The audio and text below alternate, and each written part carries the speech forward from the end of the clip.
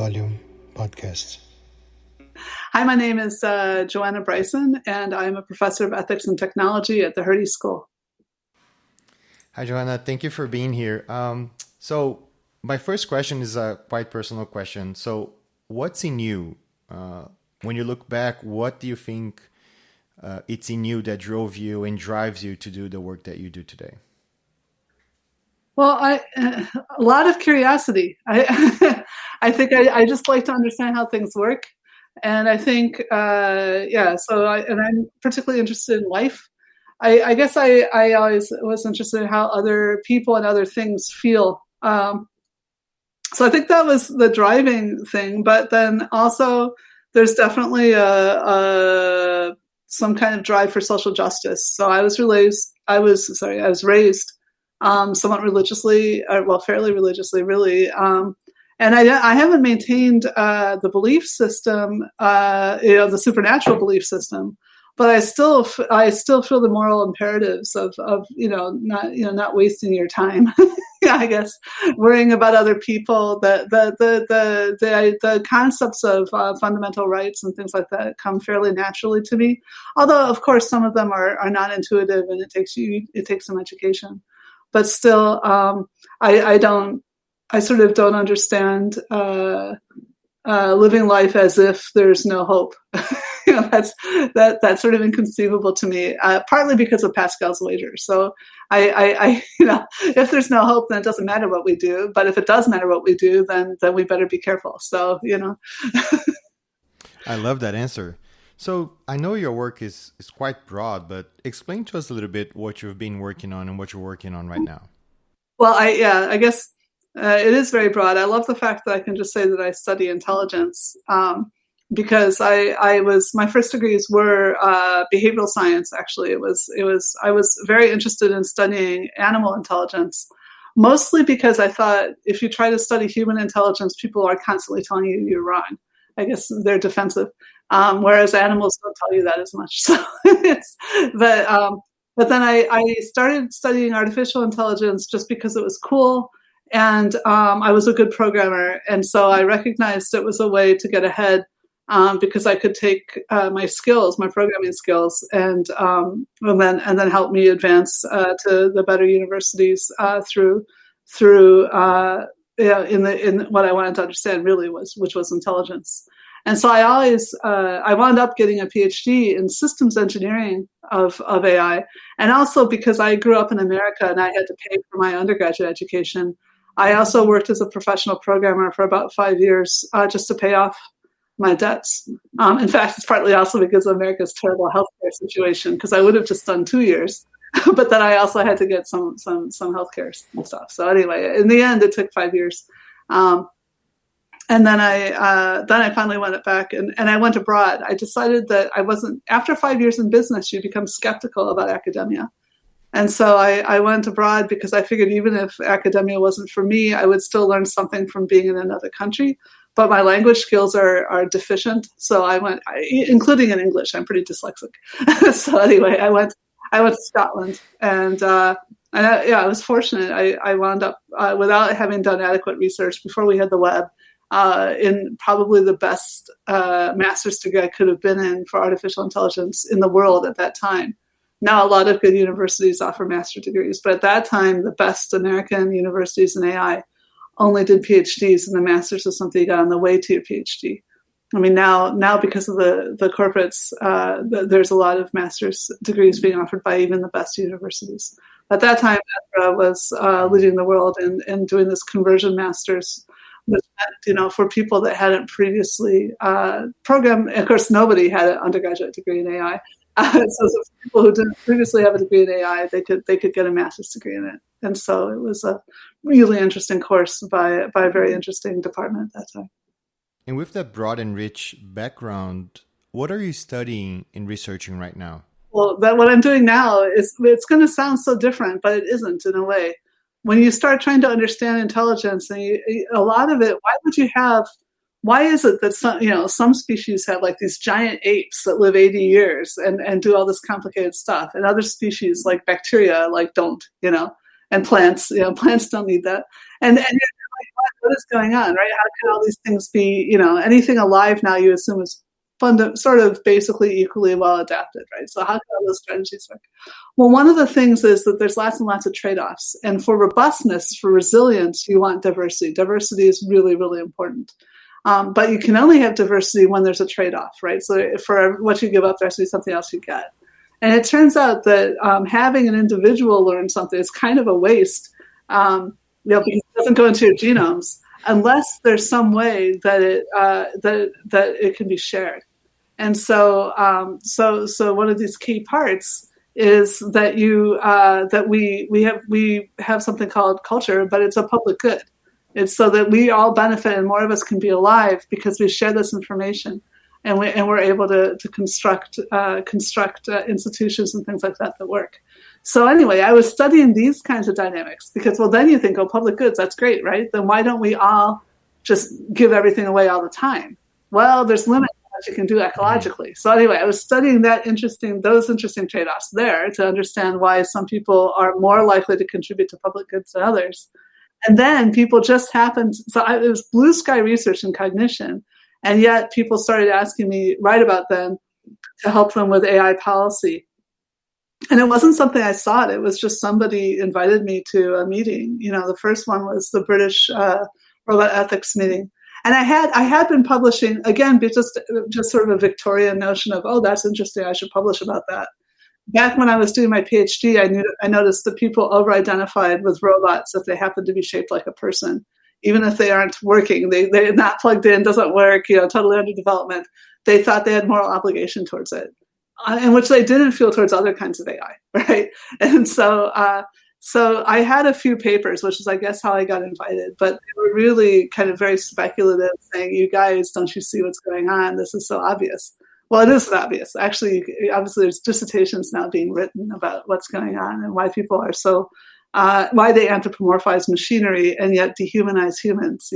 That's like, there's so many things you could say about that.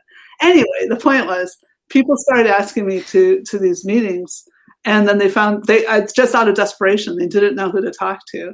And then it turned out I was useful, not because I'd written these few obscure papers about anthropomorphism and AI, but rather because I knew all this stuff about the evolution of intelligence and cooperation and public goods and the trade-offs and the constraints and all those kinds of things. So then, even though I didn't know that much about it, I was able to kind of wing it and say, oh, well, I guess if you add, digital technology and suddenly you're communicating at this rate, then you would expect, that sociality is going to change this way and governance will get harder that way. And then, then I started to, there's another chain of events that's like personal, that my partner got a job in another continent. And so I sort of cut back on my work, but that allowed me to fly around even more when people were asking me, because more and more governments and sort of non-governmental organizations, corporations, wanted to have these conversations. And I happened to have the time because I was sort of semi-unemployed. And so I was running around doing these things. And then I had a long enough CV that actual governance school invited me to come be a professor there. So that is kind of how I wound up at Hertie School. And they're just like, oh, we've never seen somebody with so much, policy impact. And I'm like, well, given it's a policy school, that's really saying something, but then I suddenly landed here and had to teach classes. And I'd never taken a governance course in my life. I'd never taken a policy course in my life. I'd just been the person people called up and put, and asked questions. I'd only been an expert. And, well, anyway, so the whole reason I did that was I knew that, Hertie School is not particularly famous. Well, it's not that. There some big, significant people. Okay, I'll name drop a little. Nolan McCarty, who was at that time the chair of politics at Princeton and is a co-author of mine now, and Nick Clegg, who used to be the head of the Liberal Democrats in the UK and is now working for Facebook. They both told me, oh yeah, Hertie School, they're great, right? But basically, it wasn't that well known of a university. But I knew that they'd hired a couple of the best people in quantitative research methods that we knew of had gone there. And so I knew if I went there, instead of just constantly pulling things out of my butt, basically just speculating based on what I knew about theoretical biology, we could go and start testing some of these theories. And so, I came here, and I hadn't really known, like, so I still want to do that. I would love to say that right now that what I'm working on is testing that paper that I just wrote with Miller McCarty. It came out in December. It shows that political polarization, well, he already knew that political polarization was correlated with inequality, but nobody knew why. They'd known that for decades, and they didn't know why. It turns out it's not the inequality itself. It's the when you have a declining economic context, so that you might face bankruptcy and things like that, you might lose your house. That's when you want to lower your risk. And so you lower your risk by focusing more in on people that are more like yourself. So that's where the identity politics and the polarization come together, which, again, I hadn't realized. I was bringing together two warring theories and showing they were the same theory. But anyway, the interesting thing there is that, first of all, we want to test that because it has the model that we wound up building had consequences about how do you get over polarization. Because one of the versions of the model we showed that even when the economy goes up again, people don't just naturally start trusting it. And so a lot of the interventions people talk about with respect to polarization are about, let's get people to talk again, and they've been too siloed, and let's blame social media. And our results would indicate that isn't going to help until you've fixed the economic situation. But then the interesting question is it enough? Because it may be that the economic situation being fixed isn't enough, and talking isn't enough, but rather you need some kind of external shock that gives you that returns to you the broader identity. Like if you can see your nation as doing something for you. So, for example, Germany did very, very well during the first, not so well now, but they were doing very well that first peak of COVID. And then everybody, it's not just that they felt happier about being German and that the extremist parties got less support. They even felt less risk of infection, right, during a pandemic. But that is one of the classic signs of being at risk of this decline in conservatism, is believing that you're susceptible to disease. So it was really interesting that even during the pandemic, that seeing that your nation had efficacy reduced your fear of disease. It was incredible. So anyway, that's not what I'm doing. Instead, I got here, I went to a meeting, and it was when we could still travel. I was only here for 1 month before all the lockdowns. And I met somebody from the Director General of Competition, which turns out to be one of the most effective regulators in the world, right? The Director General of Competition for the European Commission. And so she was telling me about how the normal competition laws were not working well when applied to digital markets, and so that they needed some innovations. And they even had some ideas, but they couldn't just use their own ideas because the courts would throw that out. So you needed academics to write papers about their ideas. And I was like, wait, I mean, she was giving a talk. It was just one of the speakers. So I just raised my hand and I said, wait, so you need a professor to write up your ideas so that you can use them. I'm happy to help. I'm new here. I didn't have a group yet. I'll help. So this has turned it huge. And it's really interesting. It's a little more complicated than what I just said. It turns out that historically, the whole point of antitrust was to make sure that you had corporations at a scale that they could be democratically governed, right? Mm-hmm. But that this was sort of perverted in America in the late 20th century after they stopped being afraid of the USSR.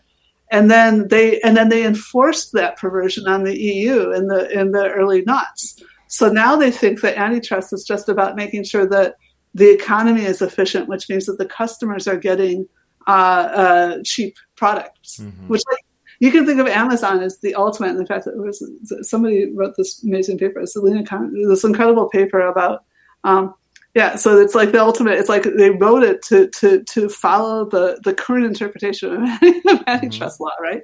But that's not the only, that's not the only kind of inefficiency, right? Like you look at these insane salaries that are coming out of these corporations that are being under-regulated, and what that's doing to cities, so this is coming back to inequality again. It isn't only about your declining wealth.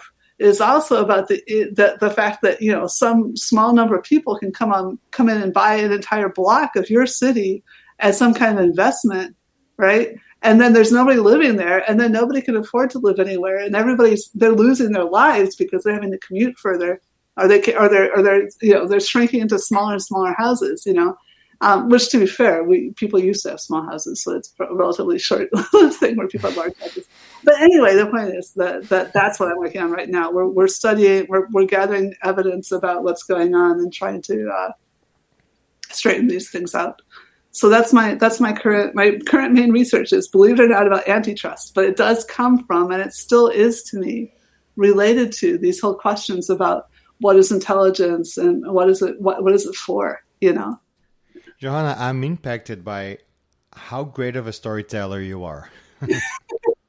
And I truly can connect to what you're saying, because I'm back in Brazil right now. And, you know, we talk about inequality as something that creates polarization and also radicalization, right? So this is a very current issue in Brazil and very strong. So how do you see that? I just got in a big fight with someone talking about this stuff online, supposedly a meeting in Japan. I'm sitting in Berlin. And I mentioned this work because somebody was saying about how social media is what's causing all this polarization. And I said, look, there's been a lot of research, and there are patterns by which algorithmically you can see not really so much polarization as radicalization. Mm-hmm, yeah. And in the United States, you mostly see that on the far right, but in some countries it happens on the far left too. Mm-hmm. But for the majority of people, the vast majority of people, there's no correlation between how much social media use they have and how polarized they are. And so that it doesn't look like it's social media itself, although it can be a vector by which people communicate things. And Brazil is a classic case of that. Well, anyway, one of the guys just raved about this. He said, but, you know, the inequality was coming down in Brazil, and yet you had this terrible outcome, and it was definitely social media. And to be honest, there was like I said, weaponized social media. There was an incredible assault over WhatsApp. Mm-hmm. But it wasn't just the ordinary use of it. It was the communication of power. It wasn't just like, oh, I only want to talk to my friends.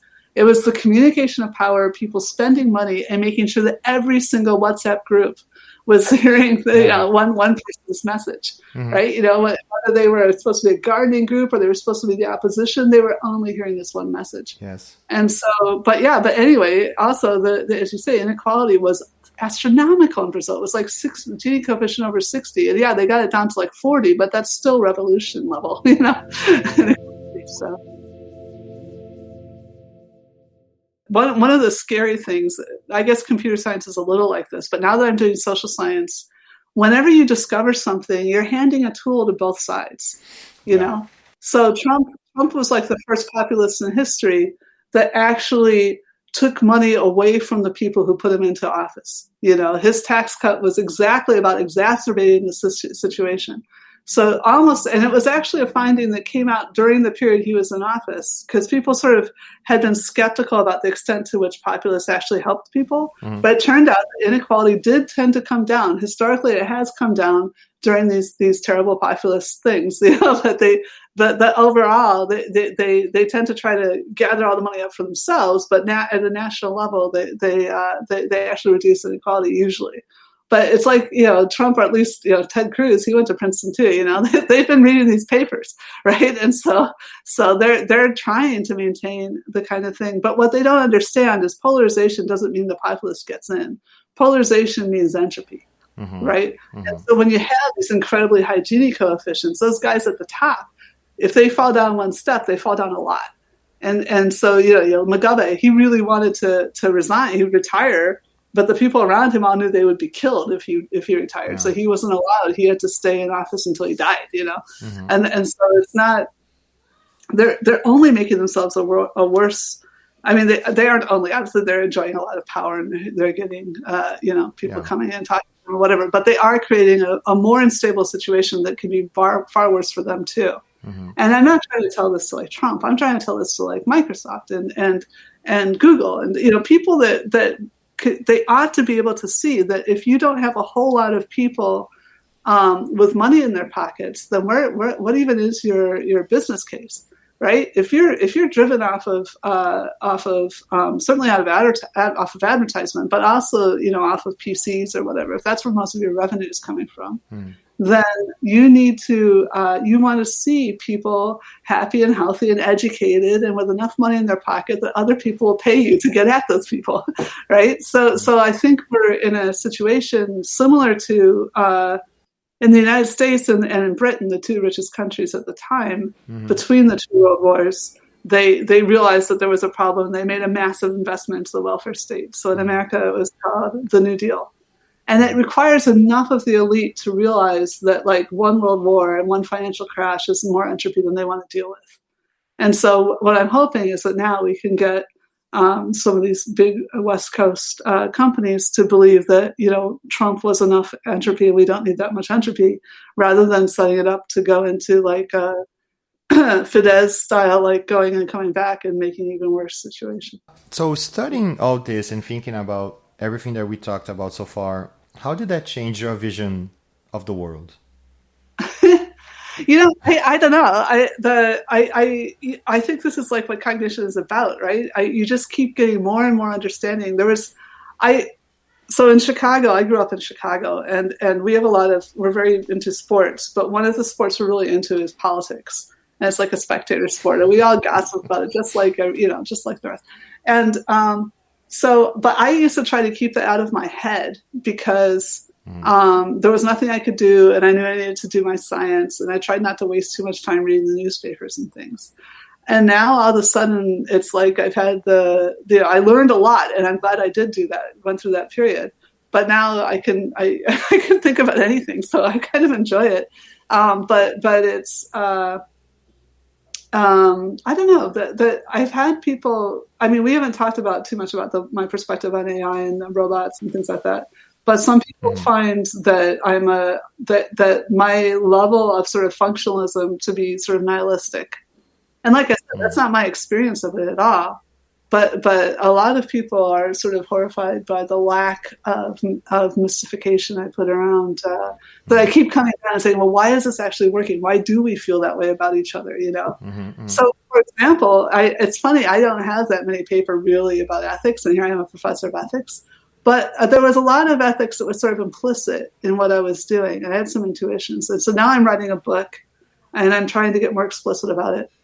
And one of the most fundamental things I've come down to is this idea of what is a moral agent. You can't expect, basically ethics are systems between peers. And so you can't expect to hold a company or a government responsible as an individual. So when you're dealing with something that's much larger than you like that, what you need to demand is transparency. So you need to demand systems by which there is transparency and accountability. And when things go wrong, a person who is in power, not just a moral crumple zone, like a sacrificial lamb, but rather the actual people who had the authority will be held accountable. So because that's the only motivation we have for our justice system. So you can't make machines responsible, because you can't dissuade a machine, not with justice. So you can program machines, obviously, but that's different, and you need to be sure about who's programming them and why. And so just trying to communicate to people that that's how it works. And I hope that when I do that, I also kind of communicate the joy of it. But there's definitely, because it's super interesting, and like I said, it's sort of deeply humanist. It really, you're saying that we need to care about each other's experience in order to be secure, because we are all fundamentally pretty equal. I mean, not as equal as maybe we'd like to be, but at a pretty basic level, we have to work with each other. And so I think it's kind of a hopeful and beautiful, even if you kind of see like, oh, why does art evolve or whatever, that doesn't mean you don't enjoy it, that you can't immerse yourself in it. So Johanna, I'm curious, and I think some people might be as well. How do you decide, or how do you choose how you're going to spend your time and what you're going to focus on your research and your studies? It's really hard to choose, like, should I be doing this? Should I be writing a book? So there's actually something, again, in theoretical biology called foraging theory, where the idea is that you can't know where the best thing to do is, but you invest your time in proportion to how likely you think it's going to work out. So you keep sort of updating your models. But basically, I really have always, what I historically had always done is always said yes, always tried to talk. Always, I feel it's an obligation of an academic, even though we don't get paid for this, to be receptacles of, we basically are paid because we're good at storing and regurgitating information. That's, we did well at tests, but but I think it's also our obligation that we do that for society, not just for students or whatever. However, deciding the right amount of time, I don't know if I have it right. I just kind of what I do now, as you'll know, is that I have office hours, one part of a week, and then people just have to, and then I see how much they think. So I'm trusting you as an expert. And I try to be selective and try to have some idea that, like, somebody coming with a podcast actually, it is a real podcast or whatever. I have made some mistakes,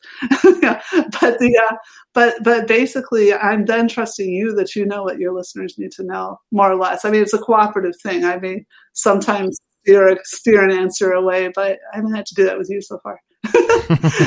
No, Johanna, this is great, and I think we're touching on many subjects, and some subjects we already talked on the podcast, but you connect them in a way that connects to your story, and I think this is truly amazing. So when I wanted to ask about impact, it's because I really truly believe that your work right now, it's connected to the technology and the impact on the human experience, right? Yeah, I guess that's right now. I mean, to be honest, I would like it. I think of myself as a scientist. But although I also enjoy the arts and things like that, but I literally think we're kind of at war right now. I think it is a situation like the First World War, and that was why all those people were flying me around. And it's nice that they're, if you're not in Syria or Yemen, that there or Colombia, that there's not a lot of boys in trenches with mustard gas and that kind of thing anymore. But at the same time, there are people dying. The United States and Britain were WHO's #1 and #2 pandemic preparedness countries, and yet they both elected governments that threw those preparations out the window. Now, I'm not saying, I don't mean to obviously there's a lot of people suffering all over the world, but the point is that here were places that nominally had done everything right, had the liberal democracies, had their plans in place, and yet still you could, as a part of democracy, bring in a government that would just throw that away. And I know Brazil is in a similar situation, but yes, it is. In fact, it's in some ways worse. but still, so the point is that millions and millions of people are dying, and they aren't dying because a bomb's being dropped on them, but because someone doesn't think it's worth spending money doing this right, And I really worry that it's a kind of genocide that's not. Genocide is only formally recognized when you pick a protected characteristic to go after, like a religion or an ethnicity or something like that. But if you just decide that we don't need as many people as we have, let's invest in technology instead of health, or whatever, then isn't that kind of also? It's like you're just like allowing some proportion of your population to just die. Is it so different? So that was actually another thing I sort of wanted to research, but I needed an expert on it, and the only expert I knew was too busy. It's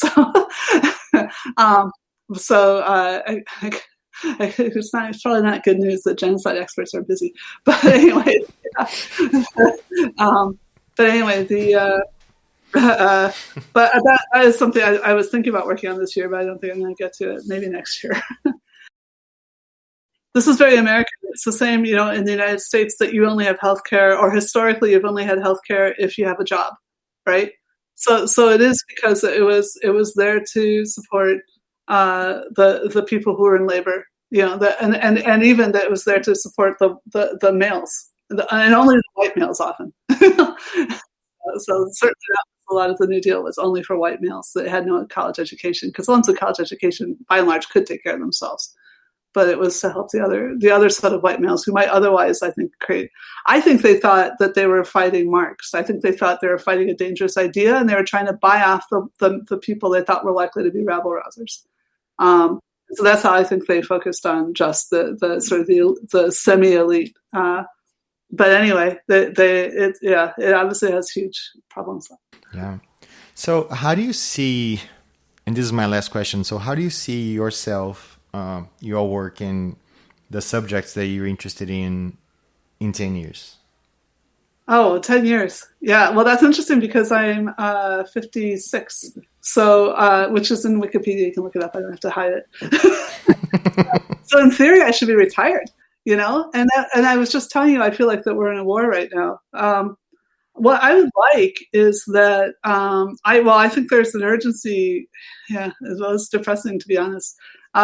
I think there's an urgency to get the digital governance together, and to so I'm currently the chair. In fact, I helped invent, and then I was chosen chair of the governance committee of the Global Partnership for AI, right? Which is sort of something that sort of came out of the G7, although there's more than 7 countries. But anyway, it's an interesting artifact in itself that maybe will become an institution. We don't know. But anyway, so we're trying to help people understand regulation and understand that there is actually already regulation, and stop trying to kick the can down the road, because I don't think we have that much time. So I think we need to get on top, and the EU is doing a good job leading. I think we need to get on top of digital regulation. It's really more about digital than AI, because it's not that there's robots coming to take our jobs or whatever. It's that we've changed fundamentally how easy it is to transmit power and the nature of property when you can make these perfect digital replicas. So I think that's what the challenge we're really facing. So once we get on top of digital regulation, then the next problem, obviously, is the climate crisis. We're already too late for some people, many people. But there's still many, many people that, again, it's how well will it go, right? And so then I think that will, again, if we're well organized, or for the parts of the world that are well organized, we might be able, it's going to be like COVID on steroids, getting all these people away from the water and things like that, handling those problems. And so how do you maintain liberty in that kind of context?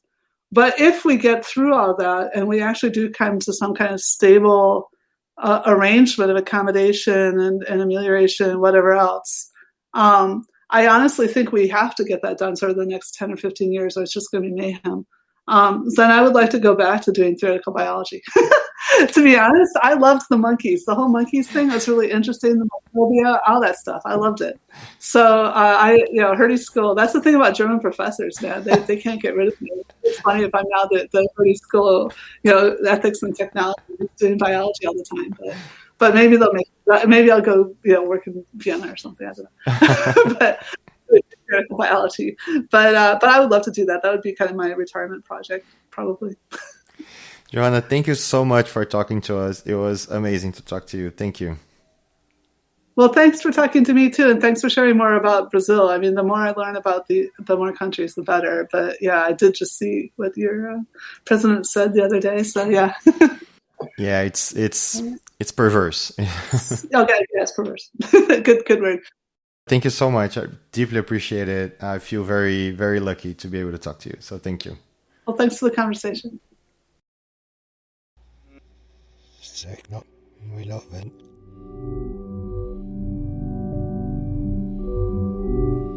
The Volume Podcast. So if you enjoyed the episode and would like to get in touch with us or give us feedback, we are on Twitter at Volume Podcast. See ya. Thank you.